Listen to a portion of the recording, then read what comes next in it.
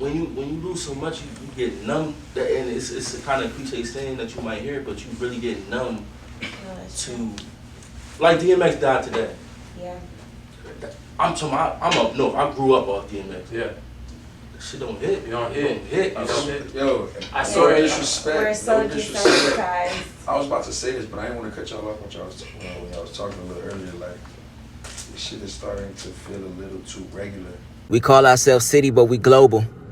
And everybody that has a voice is allowed to be vocal. Changing the youth, hottest podcast in the city. Got with me today, Los Gemini in the building. What it do? You brought Big Body Mayo out here. Had to bring bro out here. Brought bro out here, man. He the reason why I'm here. You certified, man. I ain't know you was rolling with bro like that. So you certified. Yes, sir. So from out of Jersey, right? Straight out of Jersey, man. Atlantic City, New Jersey, to be exact. Yeah. 800 block, back Maryland section of it. Okay. So ultimately, you feel what I'm saying? It's been a journey to get to where I'm at now. You know, I'm happy to be here, and let's talk. Let's get into it. Yeah, it's been a journey, man. It's been quite the journey of a lot of barriers for you there, a lot of trials and tribulations, as you kind of briefed us on. So from out of Jersey, let's start with the environment you in there. Kind of describe your neighborhood, your upbringing, and what we can, the vibes in Jersey, what we can expect. Atlantic City is it's like a baby Vegas. It's like you have this side that's glitz and glamour, and then 2 blocks over it's poor, it's For sure. struggle, it's hating, it's everything. You know, and it's a small city too. Mm-hmm. So if you got smoke or something like that, 9 times out of 10 you're gonna run into somebody at the barbershop. Yeah. 9 times out of 10 you're gonna run into somebody at a football game. Or, you know, that's most cities though in America, especially in black. But yeah, I grew up both parents in the household, hardworking parents. Like I said, we lived in the hood, but my parents always strived. It never felt like we was in the hood. Like they always had cars, they always had nice things, just because they always wanted nice things and always wanted better. So For sure. ultimately, I moved up out of there like 03. They moved us to a nice duplex home, first home. They were first home buyers, and I remember them being very proud of that shit, and me being proud. But it was always a double-edged sword for me because my homies is from the hood, so I would always fight and tussle with them not wanting me to go back there, and I'm just like, they my bros, how could I not go back there? So they always wanted me to just have a better life. My bro, he was always in and out of jail and shit like that, because he a little older than me, so he never reaped the benefit of moving out of the hood. When we moved out the hood, he was incarcerated. Yeah, so when he came home, his mindset was still in the hood. Still where it was at, yeah. So that's Big Bro. I'm following behind Big Bro, like, you know what I'm saying? So when we moved out, fast forward, about 2010, my brother was fresh home from a bid, and I remember he was, trying to get on his feet and shit like that, couldn't find a job, couldn't find really nothing. So ultimately, what you gonna do? Go back to the streets, what you know. So he did that, and it cost him his life, But how old was he at the time? Who was When he rest in ran, peace, Paul. He was 25 when he Cool, was man. yeah, he was 25. 25. Ultimately, really like 17 mindset, because he did so much years in jail that they say when you're in jail that you are set back at least 4 or 5 years. Yeah. So his life was taken July 5th, 2010. And it was a fucking hell. Can you cuss on that? No, go ahead, man. Fucking hell storm ever since, you feel me? Yeah. My mom, them going through it, us moving apart as a family. You think definitely something like that will bring you closer, but it really tore us apart. Yeah. You feel me? Because everybody grieving in their own way. Nobody really know how to handle it. It's a tragedy. So how long from when he got back from jail, when he came home, like how long from that time is it until he passed? It was less than 90 days. Less than 90 days. Yeah, it was probably like barely 2 months. Barely 2 months. It might have just been 2. No, he came home in April. He died in July. So May, June. Yeah, barely. At the beginning of the 3rd month, he passed away. So shit, I'm 18. Trying to figure out my next move, and they killed my brother. So ultimately, it's like I know my next move. I ain't going nowhere. I'm staying here. I'm locked in. So I turned to the streets. I wasn't really a street dude. I was football. I did my little music, make my little beats and shit. But that shit changed me for the worse. Yeah. You feel me? Fell out with my mom and them. I just wanted to do what I wanted to do.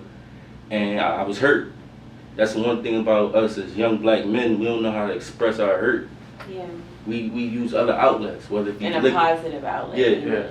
We use liquor, we use fucking bitches, that validation. We use all types of shit except what we should. You feel me? For sure. And I turned to the streets, and and this is one thing I want people to really listen to. Like when you choose to go down that path, you have to remember and understand that you have other loved ones. You feel what I'm saying? That's important. That could pay the price for you. Yeah. Yeah. You feel what I'm saying? That's real. So fast forward, for me, I had some shit going on, you know, moving wild, not really thinking. And at the time, our home, the one that my parents worked hard to move us out the hood to, we were getting it renovated at the time. That's when Hurricane Sandy or something had just happened. Mm-hmm. And I told my pop, I'm like, Pop, leave the wheel at the crib, so don't nobody break in or nothing, don't nobody know we not home or whatever. So he did that. So shit, probably like a week later, I get a phone call like 4 in the morning. Yeah, a house on fire. House on fire. Hung up. What you talking about? Yeah. Where you was at the time when you got that call? You wasn't home? I'm in the uptown part of my city, and it's a small city, so we lived in like a high building. So I'm on like the 22nd floor. So I'm like, what, man? Open up the clouds. I mean, up the curtains and shit. That shit look like 9/11. Yeah. I can see the shit, like literally. So that fast forward, okay, we went to the crib. That shit was still salvageable. We still could save the home. So that was a good thing. Wasn't really sure what happened, who did what, whatever. Was anyone inside? Not at the time, no. But the second time, this is the day after. Separate incidents. Separate incidents. Yeah. Day after, or whatever, we trying to figure out, niggas go to sleep. I get a phone call 2 in the morning this time. I'm sorry I have to tell y'all this. Our house is back on fire. Feel me? Who was calling? It was the next door neighbor. We live next to a funeral home.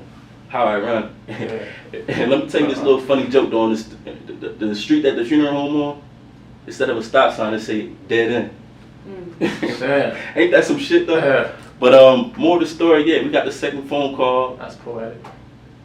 They said, your house is back on fire. Y'all need to come in right now. So at that point, all bets was off. I already knew it was an attack on my family, you feel me? Attack on my life, and they didn't know we weren't in there, you feel what I'm saying? So coming there, you feel me? My mom being there, being distraught, crying. My pop not even know what the fuck is going on because he had a stroke probably like a week before that. Wow. So the God grace, he's still here. But I know for a fact if he would have been like in his right state of mind, that shit would have took him out of it. Yeah. Talking about blood, sweat, and tears he put in that house, bro. Sure. Like, and he was just, I just. So neither of them was in the house at the time. The only one that was in the house was my cousin. He made it out. Yeah. Wow. You feel me? And That's a blessing. and he stayed there. He was watching the crib and shit like that because just the shit got burned down the day before. So he trying. It was a couple windows open and shit. Niggas trying to make sure the shit didn't get stolen because the fire wasn't that bad, so shit was still salvageable. So niggas busted move again. They wanted to blow my dad's truck up. They blew the windows out of that, threw hella toilet paper and shit in there. Oh my gosh. Lit the truck on fire. That shit And blew this, up. when was this? Is that like how recent, were these? This happened in 2019. Yeah, So like 2019. after that second time that your house had burned down, when they start, doing that stuff with your dad's car and all that. That was a day later. Wow. Like from So they just kept coming Oh, back. it was smoke. It was smoke. It was beyond smoke. It was like I said, attack on my family. So at that point we coming back to a crib that's damn near. I mean, if you seen the video, you seen the fucking columns of that shit scorched. You feel me? Like lost everything, total loss, and we didn't even have insurance on the crib because we was getting it redone. Yeah. So it's like, why pay an extra bill? You feel me? We about to get this shit redone, and it lapsed. And we lost everything, bro. I'm talking about over $200,000 in damages. You feel me? Nothing. So after that second attack, the house was pretty much done for. Finito. Yeah. I'm talking about nothing, can't come back, gotta be demolished. Yeah. You feel me? So, you know, I had family members blaming me, my mom, you know, instant hurt, of course, you know, blaming me and shit, like. What do you think was the reason why they kept coming back? I mean, the reason was to get me the fuck out of here, you feel me? I mean, you know, a lot of shit happened, you know, and you know how the streets is ticking back and forth, tick for tat, you feel me? Niggas was just willing to take it further, you feel me? Yeah. And So your brother gets out of jail, comes home, and you know you've been kind of waiting on his return, right? For like what, a couple years? 2 years. 2 years. He was waiting for me to touch. Waiting 2 years, couple months. Mm-hmm. He's home, and then he's gone forever. Gone. So you said you turned to the streets. So as a young dude, how are you processing all that? How do you go? Well, my brother was in this predicament, and it didn't really end well for him, and maybe I should do other things. What gave you the push to go that route? I'm glad you actually asked that because this where I find the jewel in the situation. I learned, it felt like when I was going through that situation, it felt like I was going through everything he was going through in his last days. Like literally, like up to there in that area, I felt like I ain't had nobody. I felt like I was by myself. Yeah. That's how he felt. I used to tell him, bro, what you talking about? I'm right here with you, bro. He's just like, nah, little bro, like shit, just nobody fuck with me. You feel me? So Yeah. honestly, like when he passed away, he felt like he was alone. You feel me? And I know that feeling. You feel what I'm saying? Because I'm telling my people, I'm telling them, yo, this shit real right now. This need to happen. This need to happen. Everybody go, you need to get a job. You need to go get a job. How am I gonna go to job? How am I gonna get a job? Yeah. I gotta come home. I gotta go fuck a job right now. You feel me? So ultimately, it just made me learn from his mistakes, and that's why I'm still here, because every mistake he made, I fixed, and it made me think. It made me slow down. Made me just honestly even trust in God more too. Yeah. That's the problem. Like we leave God out of a lot of shit. One of my verses, I say, you feel me? When shit go bad, why we always blame the devil? You feel what I'm saying? Why don't we blame the devil? Yeah. We always say, God, why? God, why? It's a devil too. You know what I'm saying? It ain't just about God. He has realm over this shit too. And depending on how you living depends on how much realm he got over you. So if you're in the streets and shit like that, how I coped with it, mine with the bros, what we say, the bros. Listen, when that street shit pop off, you got a funeral, you die or whatever, niggas ain't paying, putting up for your casket, none of that shit. Niggas ain't even bringing yams to the repast, you feel me? Niggas is, oh, rest in peace, bro, and that's it. Life's gonna go on without you. They'll remember you once a year when your birthday comes, and then that shit'll phase out, you feel me? Yeah, man. I don't think we take the time to evaluate the people's lives who we lose. You know what I'm saying? Like maybe learn something from it, or see try to be better. You know, I know it's hard too, because at that point you're grieving, and you kind of did you feel a little bit of guilt maybe for anything that happened with your brother? I didn't feel no. Get some that mindset. I didn't feel no guilt because I wasn't in the streets around that time. He always tried to keep me out. Yeah. When I got older, I felt guilt because I'm like, why the fuck wasn't I off the porch around that time? Yeah. Like if I was on some shit around that time, he wouldn't be alone. But that could have been both of us. You feel me? So you said you weren't on the streets at the time. No. So when did you turn back to music? Because you said you was doing music around that time, but I turned back to music ultimately when I had my son and when I met my Big Body Maya. You have a son? Yeah, I got a son and a daughter. Carter, he's 6, and Lyric, she's 1. But Carter, man. But yeah, meeting bro. He look like you? Oh, man. Look like I had him. Look like he came out of me, yeah. But yeah, they changed my life. He gave me a purpose and it gave me an outlet. Yeah. I was living in Jersey and crazy, and then here I go. I meet this girl in Florida on some spring break shit, and then that changed my life because now I'm not stuck in there. Now I'm in Florida now. Yeah. You know what I'm saying? That So saved my life. Florida girl who got you sprung. Florida girl got me sprung. Florida took me through there. You feel me? But and I gotta give bro his credit too. I remember how I met him. We met in the studio. Facts. You feel me? I was engineering at a studio next door to his, and he was recording some shit. You feel me? He was working on a project. I walked in there to some other shit.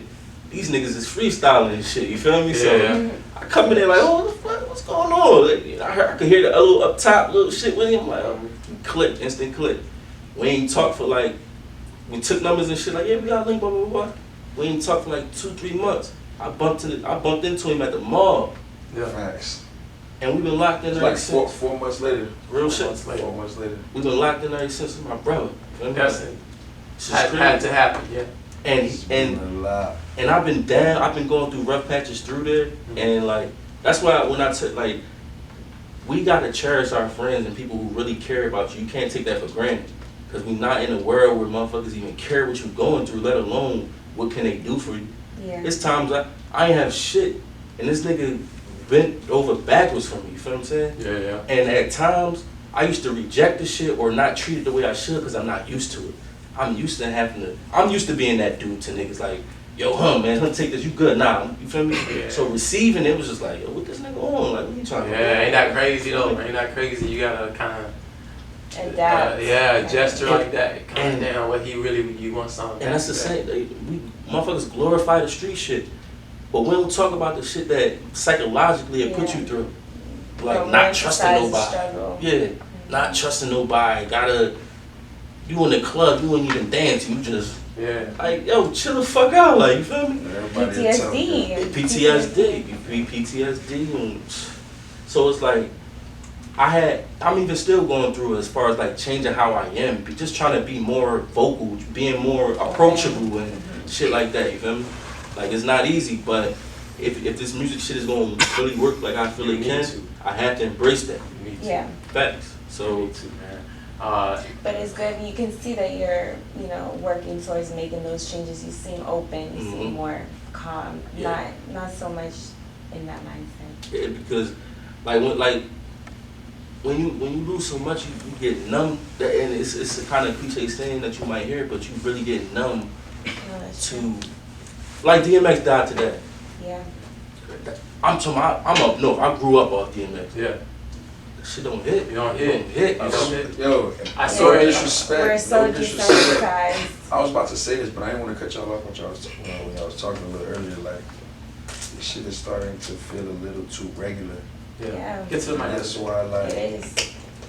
you know what I'm saying? It's just starting to feel too regular. It's the norm. People just dropping every day. So now Yeah, man. you got nothing else to do but to think to go back to the streets. You already numb to it. It's and you on to the next thing so quickly. It's so quick.